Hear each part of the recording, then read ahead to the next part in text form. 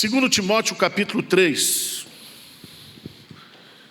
Eu quero falar nessa manhã sobre como viver ou permanecer na fé em tempos difíceis. Vocês acham hoje que os tempos estão difíceis ou não? Pois é. Paulo escreve essa carta, é a última carta dele. Ele está preso em Roma. A sua sentença já está escrita. Ele está simplesmente aguardando a efetivação da sua morte. E ele então escreve essa carta para encorajar Timóteo. E essa carta é chamada carta pastoral, porque é uma carta pessoal de Paulo, especificamente para Timóteo, para encorajá-lo a não desistir do Evangelho. E John Stott comentando, são 4 capítulos. No primeiro capítulo, a mensagem é: guarda o Evangelho. No segundo capítulo, sofre pelo Evangelho. No terceiro, persevere no Evangelho. E quarto, pregue o Evangelho. Eu quero ler esse capítulo 3, porque Paulo está encorajando Timóteo aqui a perseverar na fé. Ele começa dizendo assim: sabe, porém, isto: nos últimos dias sobrevirão tempos difíceis. Preste atenção que aqui tem alguns detalhes. Primeiro, ele quer, e há um imperativo, sabe. Eu quero que você tenha consciência disso. Os últimos dias são os dias que nós viveremos entre a primeira vinda de Cristo e a segunda vinda de Cristo. É o período que nós estamos vivendo hoje. Nós estamos vivendo os últimos dias. E ele vai caracterizar esses últimos dias como dias o quê? Difíceis, tempos difíceis. A palavra difíceis aqui, ela só aparece aqui e aparece também lá em Mateus capítulo 8, quando Jesus vai expulsar demônios. A expressão para traduzir aqui é que são tempos demoníacos. Tempos onde Satanás parece que intensifica a sua obra. Vocês estão entendendo ou não? Então vamos no texto. Por que os tempos são difíceis? É por causa da economia? É por causa da ecologia? Veja o que ele diz aí. Pois os homens, o quê? Serão egoístas, avarentos, jactanciosos, arrogantes, blasfemadores, desobedientes aos pais, ingratos, irreverentes, desafeiçoados, implacáveis, caluniadores, sem domínio de si, cruéis, inimigos do bem, traidores, atrevidos, enfatuados, mais amigos dos prazeres que amigo de Deus. Então aí, eu quero que você entenda o que Paulo está dizendo, que é que os tempos são difíceis por causa das pessoas que estão cada vez mais difíceis.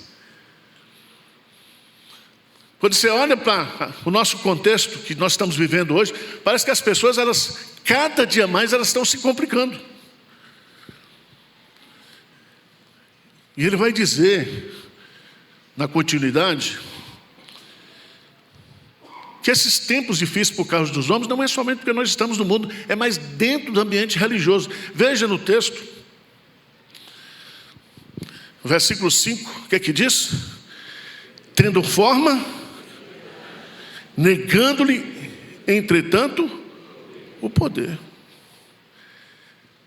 É tão interessante isso, porque se os tempos estão difíceis no mundo, os tempos estão difíceis também no ambiente religioso, por causa dos falsos pastores, dos falsos crentes, dos falsos mestres, dos falsos apóstolos. E é interessante que essas pessoas, elas são predadoras do rebanho. Diz aí que eles vão visitar as casas e eles conseguem cativar mulheres sobrecarregadas de pecado, conduzindo às várias paixões. Essas pessoas, elas estão na igreja, mas elas não aprendem nunca. Se ensina, mas não há mudança, não há aprendizado, não há mudança de conduta, de comportamento. E ele termina dizendo: e do modo que James e Jambres resistiram a Moisés, também esses resistem à verdade. São homens de todo corrompidos na mente, réprobos quanto à fé. Agora veja o versículo 9, venha comigo. Eles, todavia, porque a sua insensatez, como também... Então ninguém engana muita gente por muito tempo. Um dia a máscara o quê? Cai. E isso está falando onde? No ambiente da igreja. Porque a gente fica combatendo a falsidade, falando que o mundo está complicado, mas está complicado até para ser crente. Dentro da igreja. Agora, quais são as estratégias para a gente sobreviver nesse contexto? Aí eu vou dar aqui 3 pistas que Paulo coloca para mim e para você. Qual é a primeira estratégia? Paulo vai usar no versículo 4. Ele diz para Timóteo: foge também destes. Foge. Então, foge dos falsos mestres, dos falsos ensinos, da falsa religião. E veja no versículo 10, ele vai dizer: tu, porém, tens seguido de perto o meu ensino, procedimento, propósito, fé, longanimidade, amor, perseverança, as minhas perseguições, os meus sofrimentos. Preste atenção, irmãos. Paulo está dizendo uma coisa aqui que é extremamente relevante e prática para nós hoje. É que se na igreja existem falsos pastores, na igreja também existem verdadeiros pastores. Só o senhor deu um amém? É duro, hein?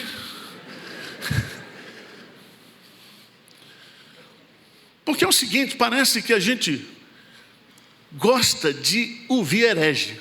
Os crentes gostam de discutir heresias,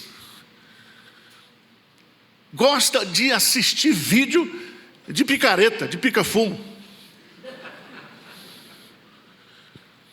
Veja, irmãos, Deus nunca abandonará a sua igreja.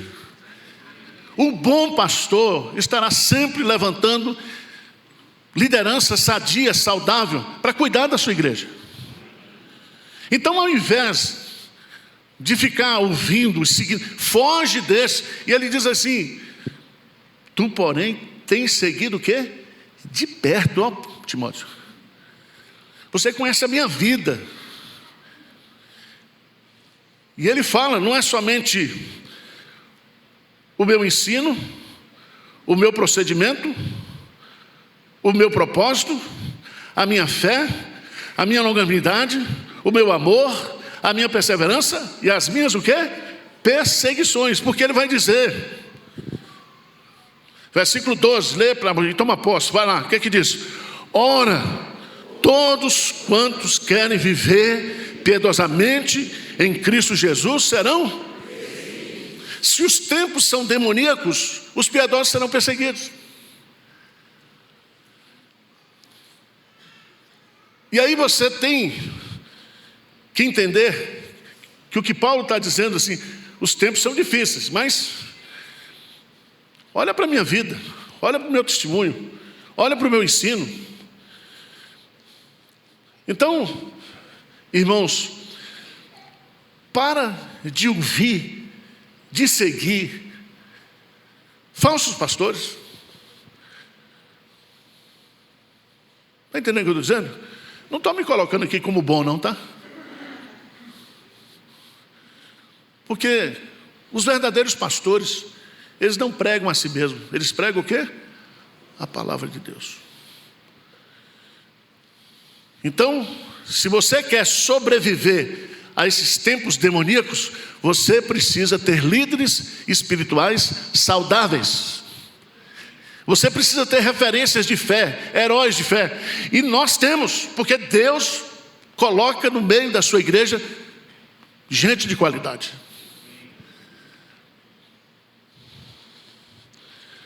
Segunda estratégia. Segunda estratégia está no versículo 14. Vamos ler juntos? Vamos lá?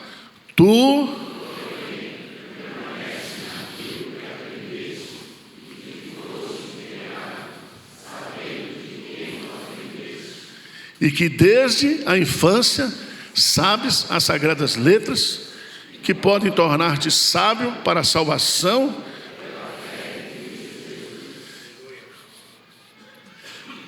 Permanece naquilo que aprendeste. Não abra mão das convicções bíblicas, do ensino de pessoas piedosas que educaram você. Quem nasceu aqui em berço cristão? Privilégio. Desde a infância, a idade aí é desde recém-nascido. Você já ouvia. E você não ouvia somente, você sabia de quem estava o quê? Ouvindo. Então não remova os marcos antigos, irmãos. Para de ficar querendo curiosidade teológica, novidade teológica.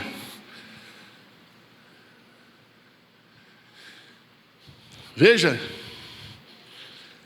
2 Timóteo capítulo 4, versículo 3, o que diz aí? 3 e 4, o que diz? Pois haverá tempo, portarão a sã doutrina, pelo contrário, cercar-se-ão, segundo as suas próprias cobiças, como sentido o quê? Coceiras dos ouvidos, e se recusarão a dar ouvidos à verdade, entregando-se a fábulas. Tem gente hoje que tem coceira no ouvido. Sabe o que significa? É desejo de ouvir coisas. E é tão interessante, porque Paulo está dizendo, somente aquilo que você aprendeu, sabendo de quem você aprendeu, as sagradas letras, desde a sua infância, permanece nisso. Vocês estão entendendo o que eu estou dizendo? Então aparece um pastor e diz que não, nós precisamos reescrever a Bíblia. Sai fora.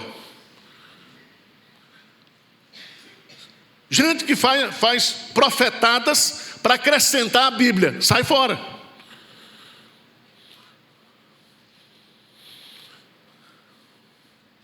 Não abra mão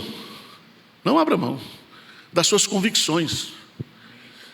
Deus lhe deu o privilégio de colocar na sua vida um pai crente, uma mãe crente, que orou por você, que educou você, que passou valores espirituais para você, que deu testemunha de vida. Não jogue isso fora. Vocês estão entendendo ou não? Para de ficar querendo novidade. Não vai ter novidade. Os pecados de hoje são os mesmos de ontem. E serão até a volta de Jesus. Aquilo que é certo, porque a palavra de Deus é eterna. Passarão os céus e a terra, mas a palavra do Senhor permanece para sempre. Então, como sobreviver nos tempos demoníacos? Primeiro, fuja do falso ensino e siga liderança piedosa. Segunda estratégia, permaneça naquilo que você foi formado, as sagradas letras. Não abra mão. Às vezes eu fico impressionado, e muitas estatísticas são dadas, de jovens que ao chegarem na universidade, se desviam, se afastam de Deus. E aí você vai descobrir, faltou discipulado. Muitas vezes, faltou convicção. Eu sei em quem tenho crido, e sei que Ele é poderoso para guardar o meu depósito, o meu tesouro até O dia final. Nós precisamos ter convicção, irmãos. Terceira coisa. Terceira estratégia. Versos 16 e 17. Paulo diz assim: toda a Escritura é inspirada por Deus e útil para o ensino, para a repreensão, para a correção, para a educação na justiça, a fim de que o homem de Deus seja perfeito e perfeitamente. Sabe o que Paulo está dizendo aqui para Timóteo? Seja um crente maduro. A palavra perfeito, no grego, a palavra teleios, significa maduro. Ele atingiu o diapasão da fé, da maturidade. E só existe maturidade se nós estivermos agarrados com a palavra de Deus. Somente a Bíblia. Aqui nesses 2 versículos, você tem 3 lições importantes. Primeiro, a natureza da palavra. Diz assim: toda a Escritura é inspirada por Deus.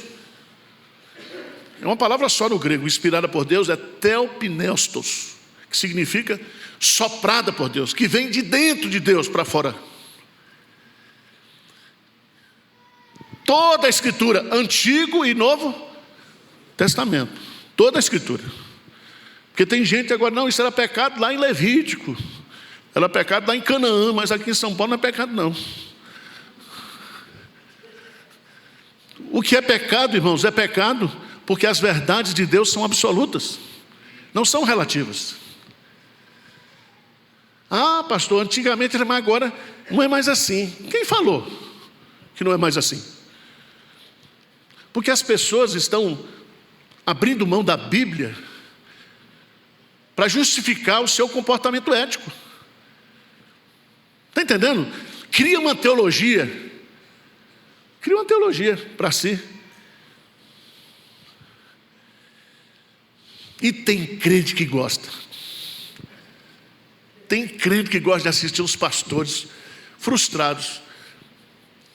Foram pastores, estão muitas vezes no pastorado, que só faz mal à alma. Tem hoje, além do fuxico gospel, é interessante, porque o fuxico é uma coisa que Deus proíbe. Tem um fuxico, mas tem gente que tem site só para falar dos pecados da igreja.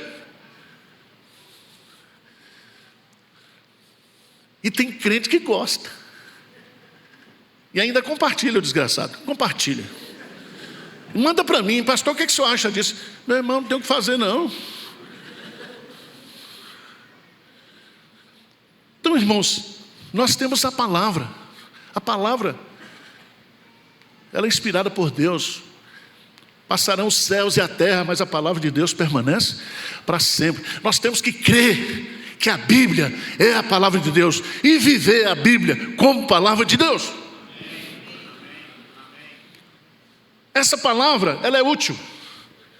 Útil, essa palavra é muito... Existe uma filosofia, né, de utilitarismo. Mas aqui, ele vai colocar, ela é necessária. Útil aqui é necessária. Eu preciso da palavra, você precisa da palavra. Porque a palavra faz 4 coisas na minha vida. Quais são essas 4 coisas? Estou aí? Para que ela é útil? Hein? Vamos lá? Para o ensino, para a repreensão, para a correção, para a educação. Então essas 4 coisas aqui, elas reúnem a ideia de formação. É uma matriz educacional. Então eu tenho que encher a minha memória, a minha plataforma, porque crente agora já é até plataforma. Era autarquia, agora é plataforma. Que a sua vida seja cheia da palavra. Habite ricamente em vós a palavra de Cristo. Coma a palavra. Medite a palavra. A palavra, ela vai ensinar você a justiça. Ela vai repreender você. Quando você lê, ela lhe repreende. Ela lhe corrige. Não é pastor, nem igreja que tem que corrigir. Quando o cara é crente, ele lê a Bíblia mostra para ele que ele está errado ou está certo. Está entendendo o que eu estou dizendo? Então pare de comprar Bíblia, de colecionar Bíblia, porque tem gente que é Bíblia, tem Bíblia de Genebra, Bíblia de Calvino, Bíblia de Lutero, mas não lê, não estuda. Então a palavra de Deus é palavra de Deus, e ela é útil para nós, e ela nos foi dada com um propósito. Veja o versículo 16: a fim de que o homem de Deus aí está no sentido genérico, homem e mulher, toda pessoa de Deus. E aí eu quero que você entenda o que ele está dizendo aí, para que o homem de Deus seja perfeito, maduro. Não é perfeito sem defeito, não. É maduro. Então a palavra de Deus, quando você a estuda e a pratica, ela torna você um crente maduro. Mas não somente isso, você também se torna alguém preparado para fazer a obra. Você quer ser professora do departamento infantil, você sabe Bíblia, como é que você vai ensinar o que não sabe? E também tem que saber e tem que viver. O que é que Paulo diz ali? Segue o meu ensino e o meu procedimento. Irmãos, vidas impactam vidas através do ensino e do exemplo. Do exemplo.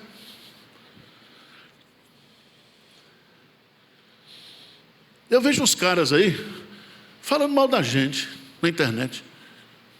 Eu não respondo, porque eu sou um homem cheio do Espírito Santo. Eu não dou bola. Mas tem uns irmãos que trazem para mim. Pastor, você já viu isso aqui? Eu falei, não tem. E é tão interessante, irmãos. Você vai ver a vida dessa pessoa. Você vai ver o ministério dessa pessoa. A família. É uma tristeza. Então, irmãos, Deus nos deu a Bíblia. Deus nos deu o privilégio de saber as Sagradas Letras desde a infância. Deus coloca na nossa vida referências espirituais. E com essas 3 estratégias, nós vamos enfrentar o que vier. Está entendendo o que eu estou dizendo? Agora, deixe de ser criança. Não seja levado por ventos de doutrinas. Não se deixe influenciar por aquelas ideias que aparentemente são piedosas, mas no fundo são destrutivas.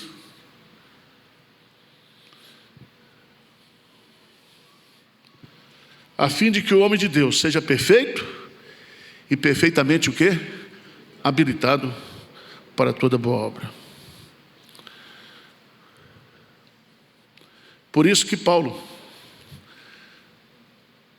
vai chamar Timóteo no capítulo 4. No texto original não tem essas divisões, o grego é corrido. Ele diz: conjuro-te, 4:1, perante Deus e Cristo Jesus, que há de julgar vivos e mortos pela sua manifestação e pelo seu reino, prega o quê? Insta, quer seja oportuno, quer não, corrige, repreende, exorta com toda longanimidade e doutrina. Então que você possa ser formatado pela palavra de Deus, que você seja amadurecido pela palavra de Deus, que você possa viver a palavra, que essa palavra possa ser poderosa na sua vida, para lhe ajudar, para lhe formar, para lhe transformar. Jesus diz para os seus discípulos da oração sacerdotal: santifica-os na verdade, a tua palavra é a verdade. A lei do Senhor é perfeita e restaura a alma. A lei do Senhor é pura e ilumina os olhos. Tudo que eu e você nós precisamos para a nossa fé, Deus nos deu a sua palavra. Entenderam direitinho? Posso terminar? Terminou. Pronto. Vamos orar? Curva a sua cabeça. Vamos falar com Deus. Senhor Deus, Tu sabes que nós estamos vivendo tempos difíceis. No mundo e também no ambiente religioso, evangélico. Há muita confusão, há muito engano. Há muitos falsos cristãos falando, dizendo que são cristãos, usando o Teu nome sem a Tua autoridade. Tem misericórdia de nós, Senhor. Nós não queremos ser melhor do que ninguém, porque nós não somos. Nós não queremos achar que nós somos mais preparados que os outros. Não, Senhor. Nós precisamos da Tua graça, da Tua proteção, da Tua direção, do Teu ensino, Senhor. Não permita que a nossa mente se corrompa com ensinos falsos. Não permita que nós nos desviemos da fé. Não permita, Pai, que nós abandonemos o primeiro amor, Senhor. As Tuas ovelhas ouvem a Tua voz. E elas seguem o Senhor, elas não seguem o estranho. Nós não queremos seguir estranho, nós queremos seguir o Senhor. Então fala conosco. Todas as vezes que nós abrimos a palavra, que o Senhor fale conosco, que o Senhor nos ensine, que o Senhor nos repreenda, que o Senhor nos corrija, que o Senhor nos eduque. Guarda o Teu rebanho. Guarda principalmente as novas gerações, os nossos filhos e netos. Proteja-os do falso ensino, do engano religioso e da corrupção deste mundo. É a nossa oração em nome de Jesus. Amém.